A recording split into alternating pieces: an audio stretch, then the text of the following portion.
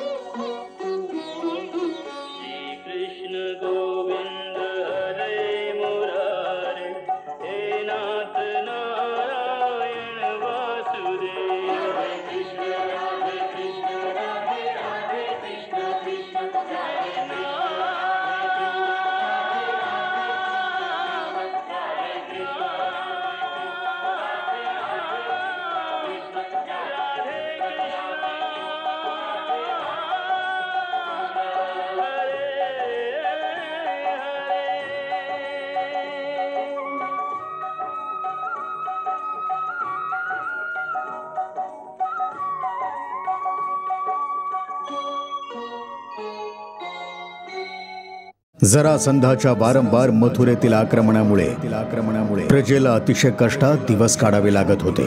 त्यामुळे भगवान श्रीकृष्णाने विचार केला की मथुरावासियांना मथुरेतून बाहेर काढून एखाद्या नव्या नगरीत नेऊन त्यांचं पुनर्वसन करावं। त्यांनी देवशिल्पी विश्वकर्मांना बोलावून स्वतःसाठी एका नव्या आणि भव्य नगर निर्माणाची आज्ञा दिली। आता आम्ही मथुरा सोडून कुठेतरी दुसरीकडे जाऊ इच्छितो। तुम्ही तिथे आमच्यासाठी एक अशी नगरी निर्माण करा जिथे सर्वजण सुखाने आणि शांतीने राहू शकतील। विश्वकर्मांनी शक्ती मातेचं सहाय्य घेऊन एका अतिसुंदर नगरीचं निर्माण केलं।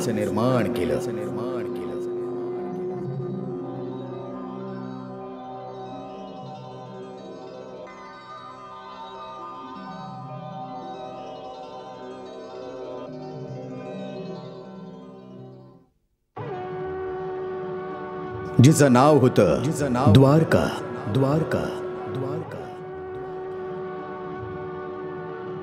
द्वारकेत पोहोचण्यापूर्वी भगवान श्रीकृष्णांनी असा चमत्कार केला की जरासंध आणि त्याचे साथीदार हाच विचार करत बसले की कृष्ण आणि बलराम दोघेही गोमांतक पर्वताच्या आगीत जळून भस्म झालेले आहेत।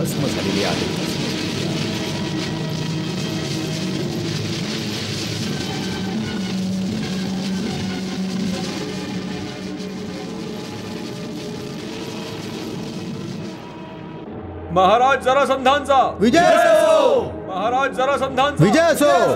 महाराज जरासंध स्वतःला मथुरेचा सम्राट घोषित करून खूप खुश झाला। महाराज जरासंधांचा विजय असो! महाराज जरासंधांचा विजय असो! महाराज जरासंधांचा विजय असो! महाराज जरासंधांचा विजय असो! महाराज जरासंधांचा विजय असो! महाराज जरासंधांचा विजय असो! आज मी मथुरेचा अधिपती आहे। आज माझ्या मुकुटात मथुरा नावाचा एक नवीन हिरा जडवला गेला आहे। समस्त राज्ये आणि राजांना सूचना पाठवली जावी। विशेष करून हस्तिनापूरचे महाराज धृतराष्ट्रांना सूचना पाठवा की मथुरेवर आता यादवांचं नाही जरासंधाचं राज्य आहे। मी ऐकलं आहे की त्यांनी कृष्णाच्या तथाकथित चमत्कारांना घाबरून हस्तिनापूरचं युवराज पद त्यांचा पुत्र दुर्योधनाला नाही दिलं. या उलट भीष्म आणि द्रोण आदींच्या जोराला बळी पडून ते पंडुपुत्र युधिष्ठिराला हस्तिनापूरचा युवराज घोषित करू इच्छितात. जा, त्यांना सूचना द्या की कृष्ण आगीत जळून मरण पावला आहे. आता कृष्णाला घाबरण्याची आवश्यकता नाही आहे. आता त्यांना हवं असल्यास कुणालाही न घाबरता त्यांचा पुत्र दुर्योधनाला ते युवराज बनवू शकतात. ते हे ऐकून अति प्रसन्न होतील. प्रसन्न तर नक्कीच असाल, परंतु काय महाराज शल्य? संभवता त्यांनी त्यांचा निर्णय बदलला नाही पाहिजे. का?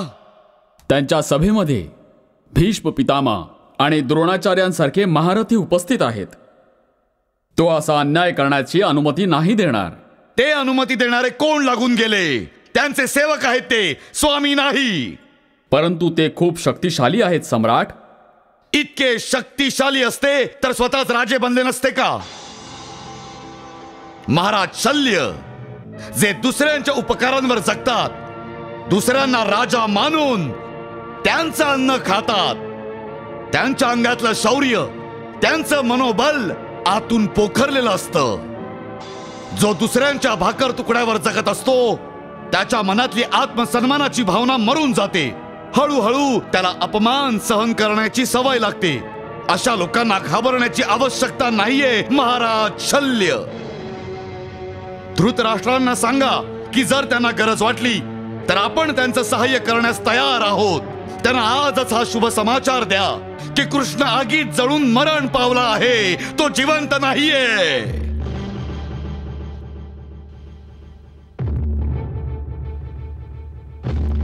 वाह वाह, काय सुंदर समाचार घेऊन आलायस तू की कृष्ण आणि बलराम दोघेही गोमांतक पर्वताच्या आगीत जळून भस्म झालेले आहेत. तू तर माझ्या तुषार्त मनाच्या बागेमध्ये जणू श्रावणाचा शिडकावच केलायस. घे घे राजदूता, तुझा उपहार घे.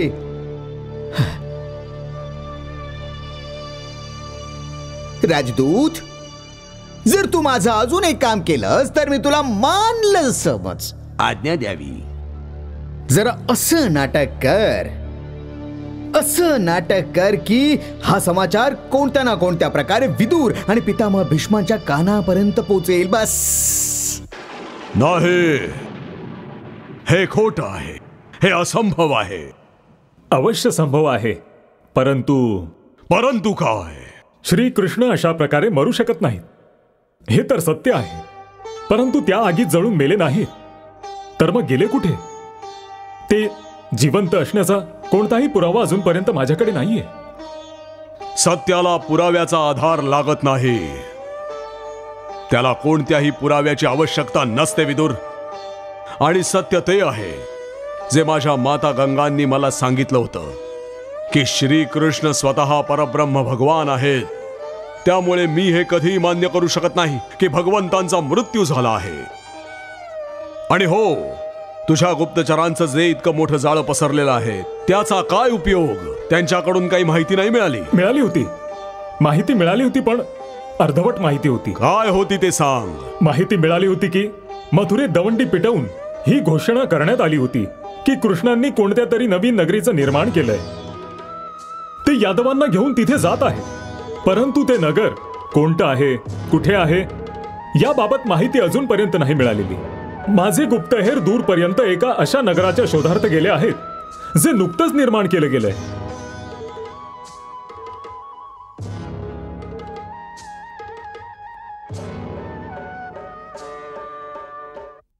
भाऊजी, भाऊजी, भाऊजी, मथुरेत सर्व काही संपलंय. हो, यदुवंशीचे कुलदीपक विझून गेलेले आहेत. गोमांतक पर्वतावर कृष्ण आणि बलराम दोघेही मृत्यूच्या दाढेत ओढले गेले. कसं काय? महाराज, जरासंधाने त्यांना जाळून भस्म करून टाकलाय. असं होऊ शकतं ना रे शकुनी? होऊ शकतं ना? नाही. हो, असं झालंय भाऊजी, म्हणा असं झालंच आहे.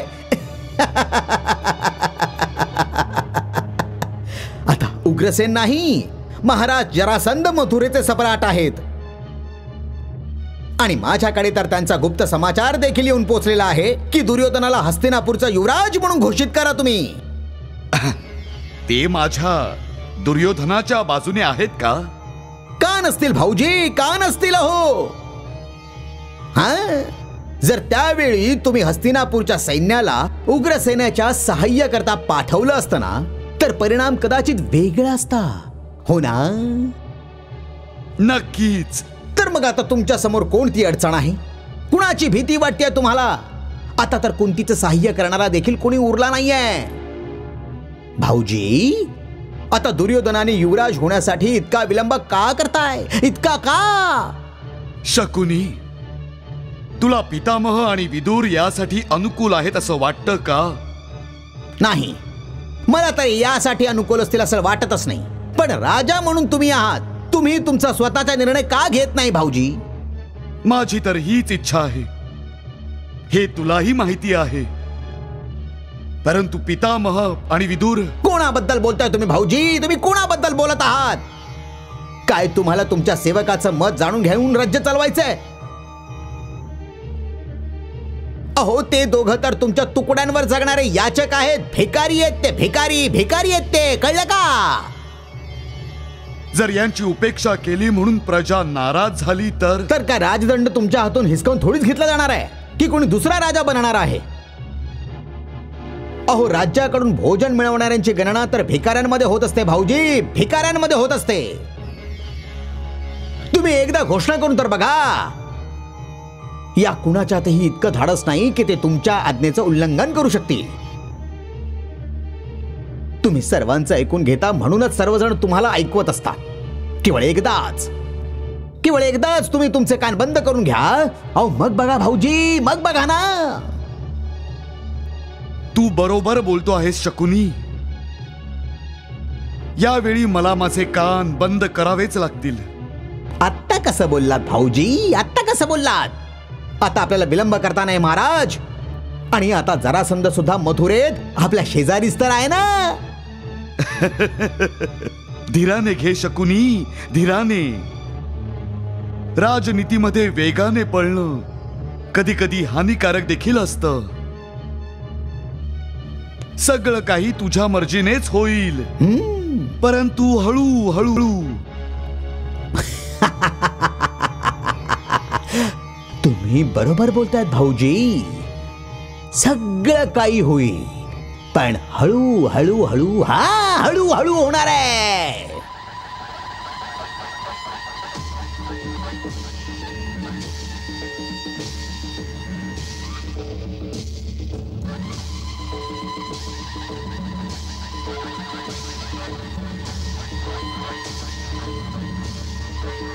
श्रीकृष्ण आणि बलराम द्वारकेच्या राजदरबारात प्रवेश करताच त्यांचं तुताऱ्या वाजवून स्वागत करण्यात आलं.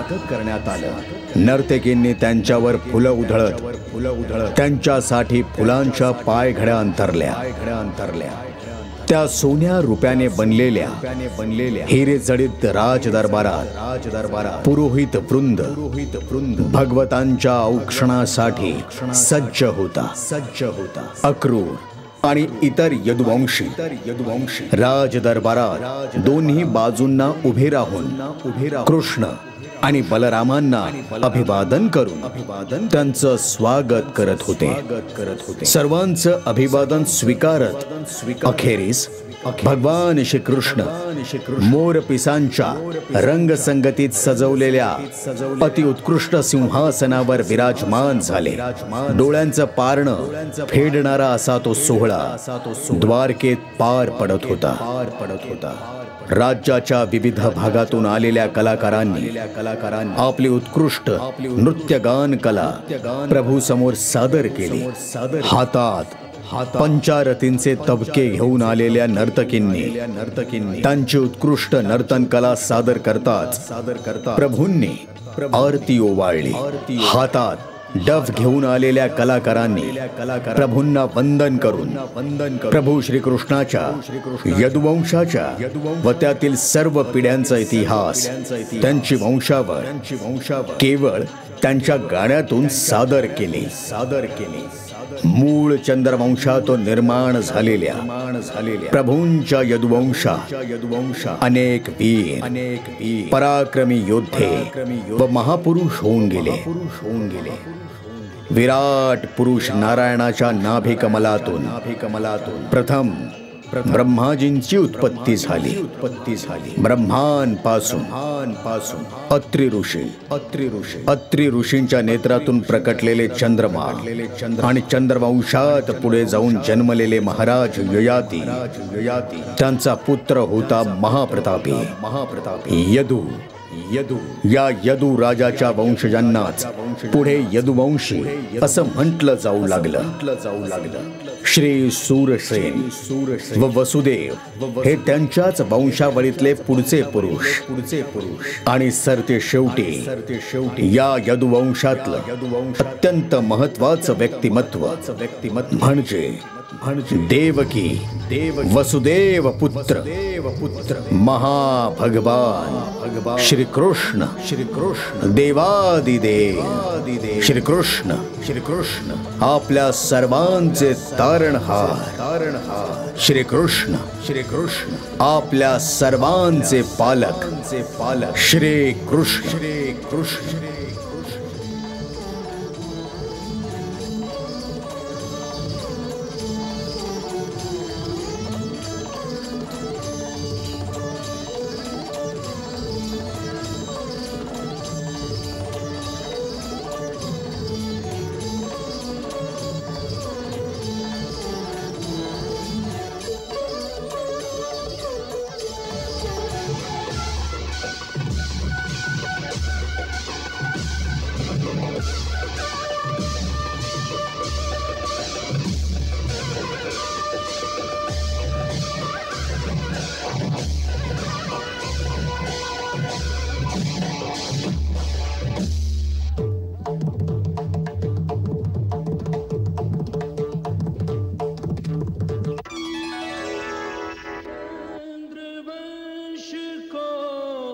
नमन हमारा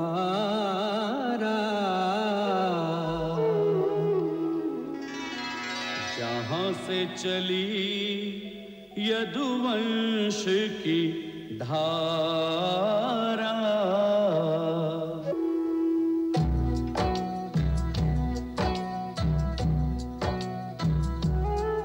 हम चारण जन श्री कृष्ण चंद्र की वंशावली बखान करे संक्षेप में प्रभु के पूर्वजों की गरिमा का गुणगान करे हम चारण जन.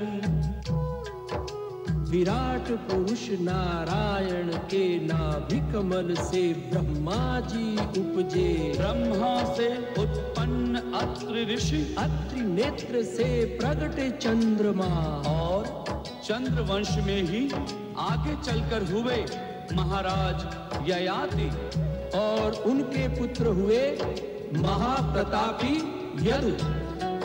यदु के कारण यह कुल यदुवंश कहाए. यदुवंश की गौरव गाथा कहीं न जाए. श्री शूरसेन वसुदेव इसी के जाए. वसुदेव देव की कारण कौन चुकाए. वे धन्य धन्य है धन्य जिनके घर आकर जन्म ग्रहण भगवान करे. हम चारण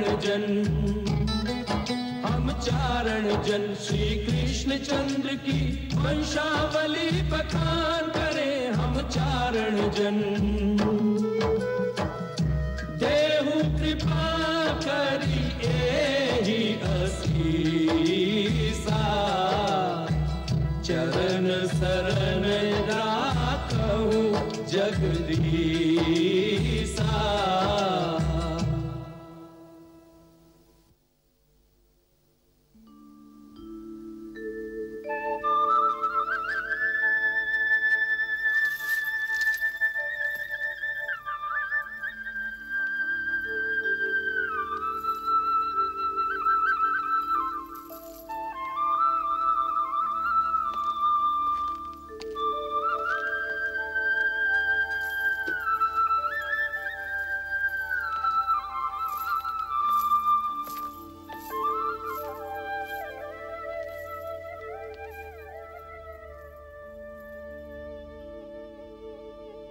प्रभू, तुम्ही आज्ञा दिली होती की या भूखंडातल्या समस्त राजांना एक राजपत्रद्वारे सूचित केलं जावं की तुम्ही द्वारका नावाचं एक नवं राज्य स्थापन केलं आहे. त्यामुळे मथुरा नगरीतून तुम्ही अशा प्रकारे अचानक अदृश्य झाल्याने तुमचे जे जे मित्रगण आणि भक्तगण तुमची जी काही चिंता करत असतील ते सगळे आश्वस्त होतील की तुम्ही दोघेही द्वारकामध्ये सकुशल आहात. आपल्या मंत्र्यांद्वारे मी हे सूचनापत्र तुमच्या अवलोकनात सेवेमध्ये प्रस्तुत करण्याची विनंती करतोय. आज्ञा आहे.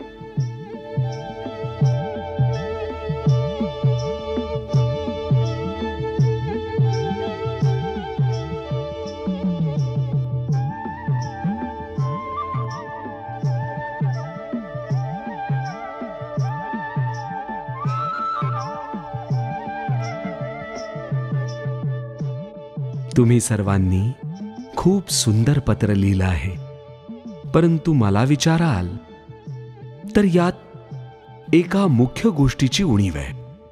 ती कोणती प्रभू? यामध्ये अन्य सगळ्या सूचना तर आहेतच, परंतु एक मूळ सूचना नाही लिहिलेली की या नव्या द्वारका राज्याची राजनीती काय असेल.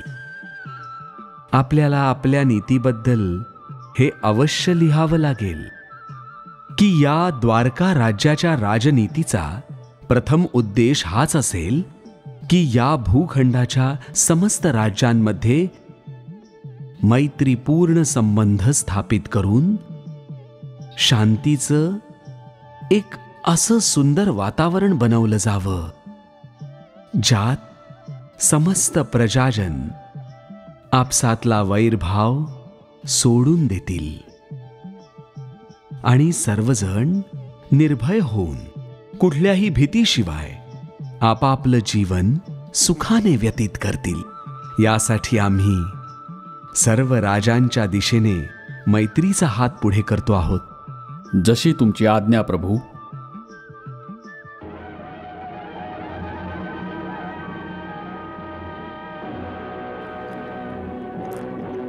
महाराजांचा विजय असो.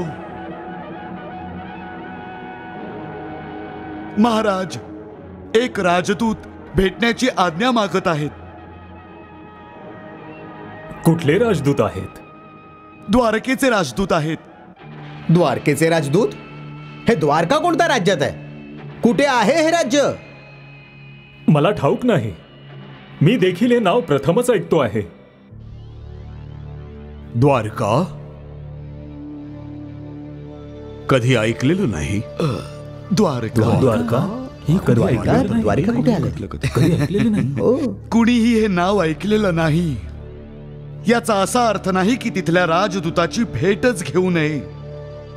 पहारेकरी, त्यांना सन्मानाने दरबारात घेऊन या. जशी आज्ञा महाराज.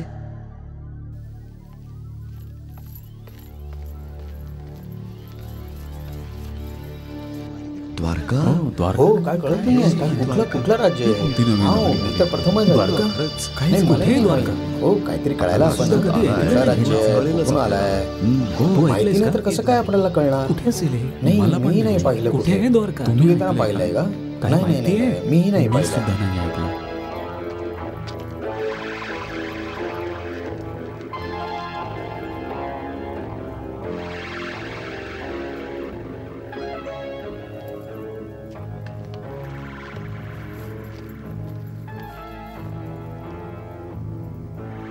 कौरव कुल शिरोमणी हस्तिनापूर सम्राट धृतराष्ट्र आणि या सभेमध्ये उपस्थित समस्त गुरुजन, मंत्री, महारथी आणि नगरातल्या प्रमुखांना द्वारका राज्याचे राजदूत दैवतपुत्र संभल यदुवंशींचा प्रणाम स्वीकार करावा.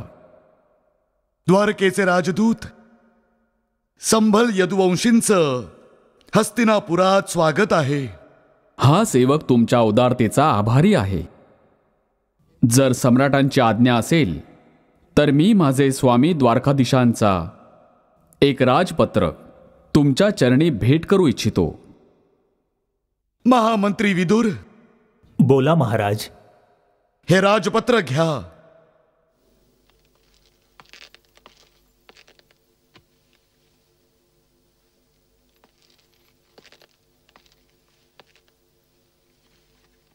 आणि राजसभेत वाचण्यापूर्वी विचारून घ्या की यात एखादा गोपनीय समाचार तर नाही ना, जो खुल्या सभेत वाचणं अयोग्य ठरावं. नाही महाराज, या पत्रामध्ये असं काही गोपनीय नाहीये. हे पत्र पूर्ण सभेमध्ये ऐकवायला काहीच हरकत नाहीये. हे पत्र एका राजाने दुसऱ्या राजाला फक्त हे सांगण्यासाठी लिहिलेलं आहे की जर संसारामध्ये शांतीचे वातावरण बनवायचं असेल आणि समस्त राजांच्या प्रजाजनांना निर्भय आणि निडर होऊन आपापले जीवन आनंदाने घालवायचे असतील तर सबंध पृथ्वीवरच्या राजांनी एकत्र येऊन आपापसात युद्ध न करण्याची प्रतिज्ञा घेतली पाहिजे. त्यांनी द्वारिका नावाची जी नवी नगरी स्थापन केली आहे, त्यांच्या राजनीतीचं प्रथम लक्ष आहे की या भूखंडावरच्या समस्त राजांच्या मध्ये मैत्रीचे संबंध स्थापन करून संपूर्ण मानवजातीच्या कल्याणाहेतू विश्वशांतीची नीव ठेवली जावी. म्हणून द्वारिकाधीशांनी समस्त राज्यांच्या आपापसात मैत्रीचा हात पुढे केला आहे. विशेषतः तुमच्याकडूनही हीच अपेक्षा आहे की तुम्ही तुमचा मैत्रीचा हात पुढे करून त्यांनी पुढे केलेला हात मैत्रीपूर्ण धराल, ज्याने हस्तिनापूर आणि द्वारिका यांच्यामध्ये एक सुंदर नातं तयार होऊ शकतं.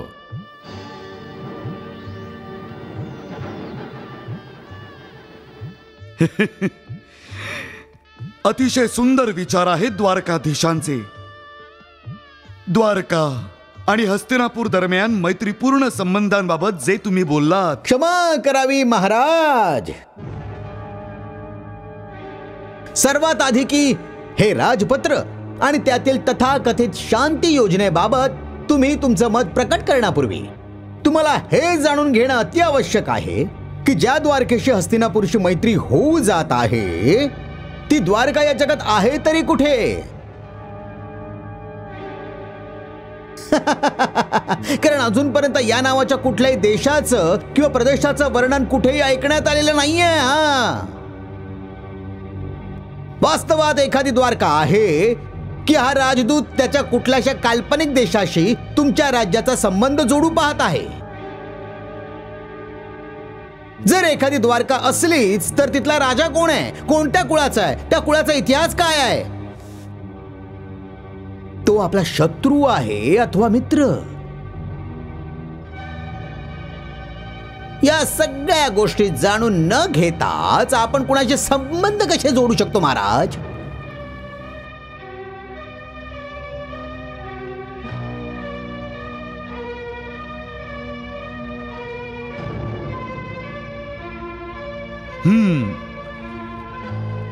राजकुमार शकुनी बरोबर बोलत आहेत. द्वारकेचे राजदूत आमचे इतर दरबारी देखील हे जाणून घेऊ इच्छितात की ही द्वारका नगरी आहे तरी कुठे. महाराज, द्वारिका समुद्राच्या मध्ये एक द्वीप आहे जे कधी कुशस्थली नावाने विख्यात होतं.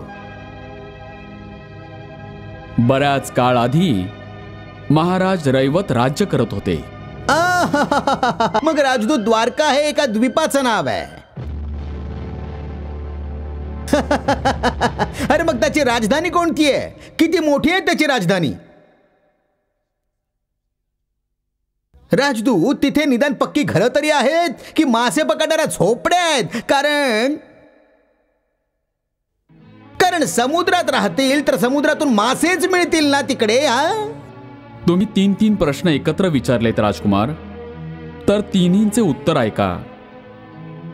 द्वारिका राज्याच्या राजधानीचं नाव द्वारिकाच आहे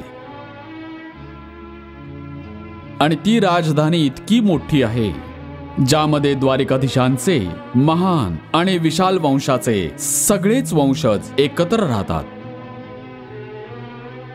उलट त्यांची अक्षौहिणी आणि चतुरंगिणी सेना त्या नगरामध्ये निवास करते आता उरला प्रश्न, घर आणि निवासस्थान कसे आहेत. तर राजकुमार, पहिली तर ही गोष्ट की तुमचे जे विचार आहेत की समुद्रामध्ये फक्त मासेच मिळू शकतात, हे तर सत्य आहे. परंतु हे केवळ अर्धसत्य आहे. कारण समुद्राच्या आतमध्ये मासांव्यतिरिक्त हिऱ्यांचे खाणी पण असतात. म्हणून तर त्याला रत्नाकर सुद्धा बोलतात. सागराच्या गर्भात माणिक आणि मोतींचे अनेक संपदा लपलेल्या आहेत. म्हणून द्वारकेच्या भवनामध्ये समुद्रातून काढलेले माणिक आणि मोत्यांनी बनलेले आहेत. घरातल्या पायऱ्या हिरे जडित आहेत. गल्ल्यांमधली जमीन पन्न्यांनी बनलेली आहे. त्या नगरामध्ये एक असा सभागृह पण आहे ज्याला स्वर्गातून आणलं गेलेलं आहे. त्या सभागृहाचा असा एक गुण आहे की जोपर्यंत तुम्ही तिथे बसून राहाल तोपर्यंत तहान भूक लागणार नाही. तर अशी आहे आमच्या द्वारकाधीशांची द्वारिका.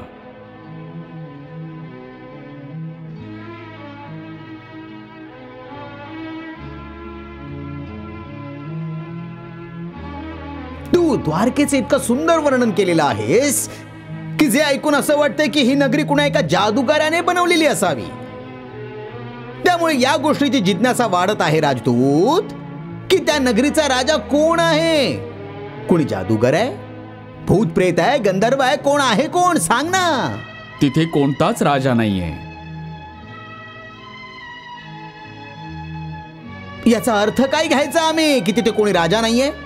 तिकडे कोणी स्वामी तरी असेल ज्याने तुम्हाला इकडे पाठवलेला आहे. जे तिकडचे स्वामी आहेत त्यांना स्वतःला राजा म्हणलेलं आवडत नाही. तरी सुद्धा भक्तिभावाने त्यांना सगळे द्वारकाधीश म्हणतात. हेच तर विचारतो ना आम्ही तुला की तुम्ही ज्यांना भक्तीपोटी द्वारकाधीश म्हणता त्याचं नाव काय आहे. आम्ही आदराने त्यांचं नाव घेत नाही, फक्त द्वारकाधीशच म्हणतो.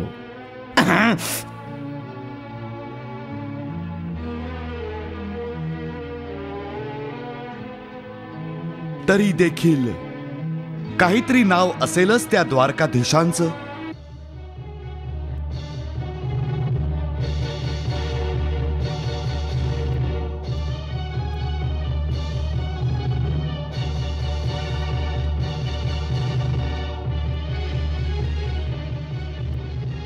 राजदूत, त्यांचं नाव सांगण्यास इतका संकोच का. महाराज, त्यांचं नाव सुद्धा ऐका. त्यांचं नाव आहे श्री कृष्ण. कृष्ण,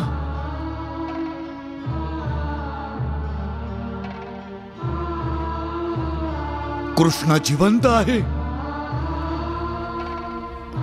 कृष्ण जिवंत आहे. कृष्ण जिवंत आहे. श्री कृष्ण जिवंत आहे. जिवंत आहे. कृष्ण श्री कृष्ण जिवंत आहे. कृष्ण जिवंत आहे. कृष्ण जिवंत कसा. कृष्ण जिवंत आहे. कृष्ण जिवंत आहे. हो, मला पण जिवंत आहे. कृष्ण जिवंत आहे. श्री कृष्ण कसं शक्य. श्री कृष्ण जिवंत आहे. कसं असू शकतं. अरे हे काय शक्त. कृष्ण जिवंत आहे. कृष्ण जिवंत आहे विदुर. कृष्ण जिवंत आहे. कृष्ण जिवंत आहे.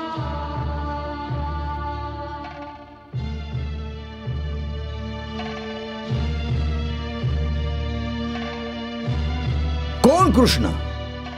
होय, यदुवंशी कृष्ण. तोच कृष्ण जो मथुरेमध्ये राहत होता. होय, तेच. पण आम्हाला तर सूचना मिळाली की कृष्ण आणि बलराम दोघेही गोमांतक पर्वताच्या आगीत जळून गेले होते म्हणून. ते मथुरा सोडून पळून गेले होते. कोणीतरी तुम्हाला खोटी सूचना दिली असेल राजकुमार. ते पळून गेले नव्हते.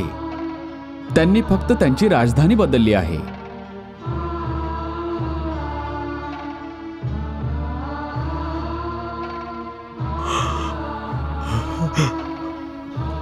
कृष्ण जिवंत आहे. कृष्ण जिवंत आहे. कृष्ण जिवंत आहे. कृष्ण जिवंत आहे.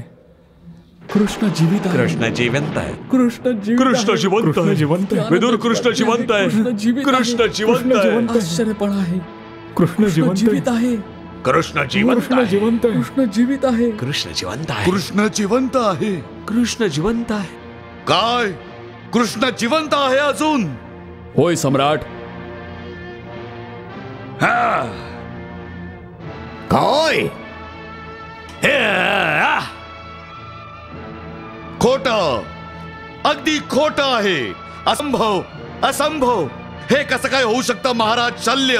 आपल्या समोर तो त्या पर्वतावर जळून मरण पावला होता, मग जिवंत कसा आहे? कसा? त्याचा अर्थ असा आहे की तो जळून मेला नाही. आपण असा विचार केला होता की तो जळून गेला असेल. अर्थात तो काटा अजूनपर्यंत निघाला नाहीये शिशुपाल.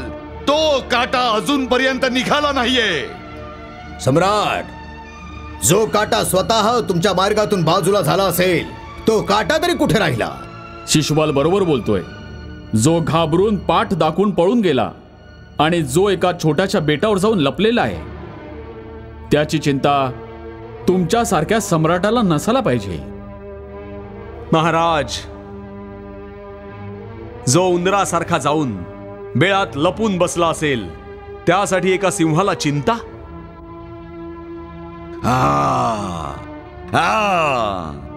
तू योग्य बोलत आहेस रुक्मी, अगदी योग्य. एक उंदीर होता जो पळून जाऊन बिळात लपून बसला आहे. जेव्हा वाटेल तेव्हा आपण त्या बिळाचं तोंड बंद करून टाकू आणि तो त्या बिळात जीव गुदमरून मरून जाईल. नाही सम्राट, नाही. बिळाचं तोंड बंद करण्याची काही आवश्यकता नाहीये. आता तो स्वतःच तुमच्या भयाने तेथून बाहेर नाही पडायचा, कधीच बाहेर नाही पडायचा. हो शिशुपाल, हो. उंदीर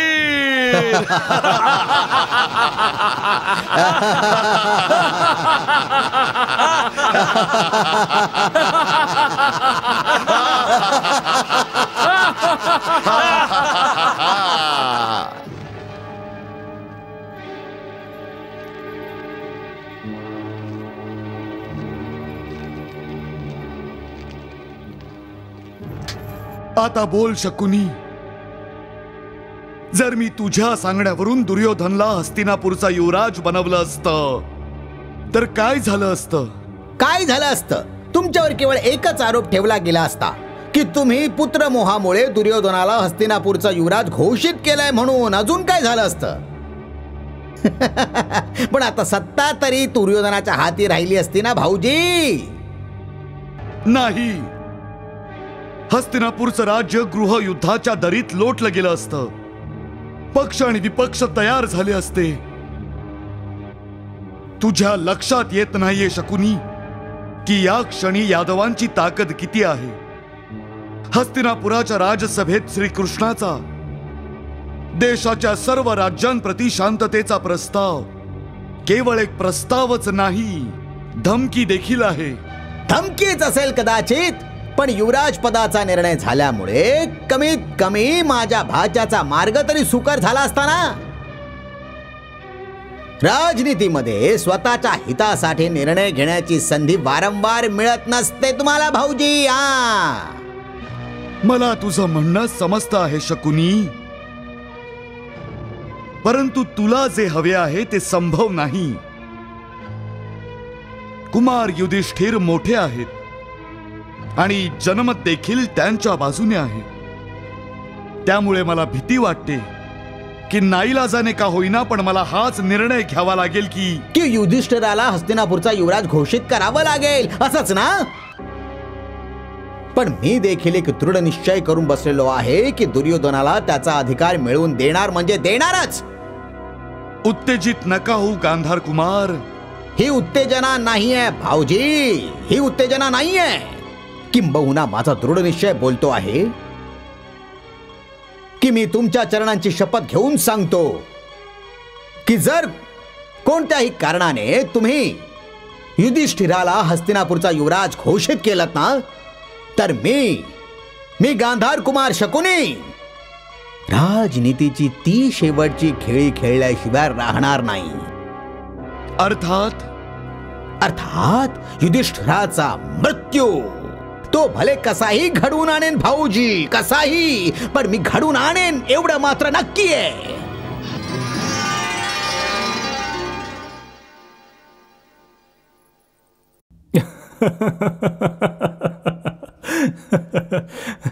मी वारंवार हाच विचार करतो आहे की जेव्हा तिथे सर्वांना कळलं असेल की आपण जिवंत आहोत तर कसं वाटलं असेल. यामध्ये इतका विचार करण्याची काय गरज. साधं सोपं तर आहे. जे आपले भक्त आहेत ते अतिप्रसन्न झाले असतील आणि जे शत्रू आहेत ते खूप दुःखी झाले असतील. हो, परंतु आपल्या भक्तांच्या मनात देखील तर काही व्यथा राहिली असेल.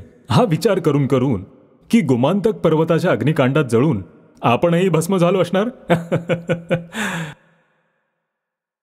नाही, इतकेही दुःखी नसतील झाले. काय बोलतोयस? दुःखी झाले नसणार का? कारण भक्त तोच असतो ज्याला त्याच्या प्रभूंवर पूर्ण विश्वास असतो. आणि ज्याला विश्वास असतो तो हे सत्य तरी कसं मानू शकेल की त्याच्या भगवंताचा सुद्धा कधी नाश होऊ शकतो. जसे भीष्म आणि विदुर, त्यांचा या बातमीवर बिलकुल विश्वास बसला नव्हता. विदुराने तर आपल्याला शोधण्यासाठी 4 दिशांना त्याचे गुप्तहेर देखील पाठवून दिले होते. हो, ते तुझे खरे भक्त आहेत. नाहीतर साधारण सांसारिक तर हा विचार देखील नाही करू शकत की त्या अग्निकांडातून कुणी वाचणं देखील शक्य आहे. दादा, तुम्ही अजून त्याच अग्निकांडात अडकून पडला आहात आणि मला एक पुढे येऊ घातलेलं अग्निकांड दिसत आहे. काय? अजून एका अग्निदिव्यातून पार पडावं लागेल? आपल्याला नाही, मग माझ्या सख्याला. कोण? अर्जुन? हो, अर्जुन लवकरच त्याच्या भावांसह एक भीषण अग्निकांड तो पार करणार आहे. तर चला आपण त्याच्या सहाय्याकरता जाऊ. नाही, पण अजून या धर्तीवर त्याच्या आणि माझ्या भेटीची वेळ आलेली नाही. पण या अग्निकांडापासून त्याचं रक्षण? त्यासाठी स्वतः थोडीच जावं लागतं.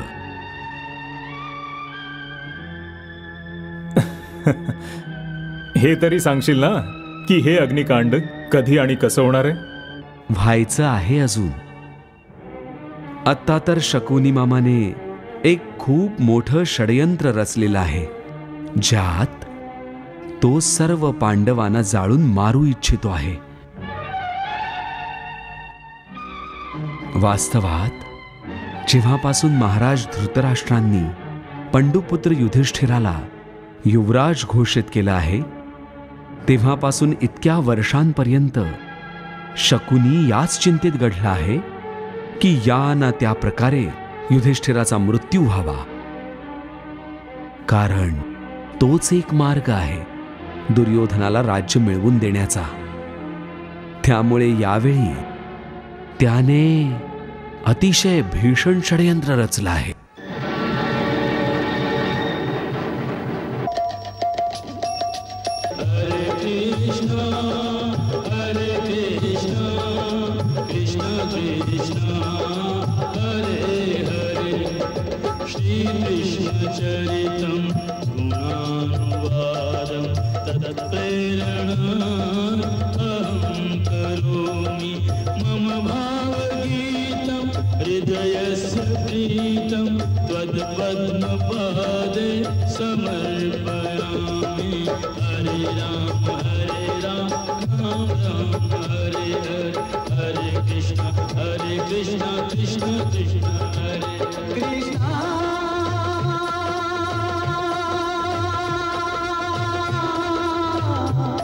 Krishna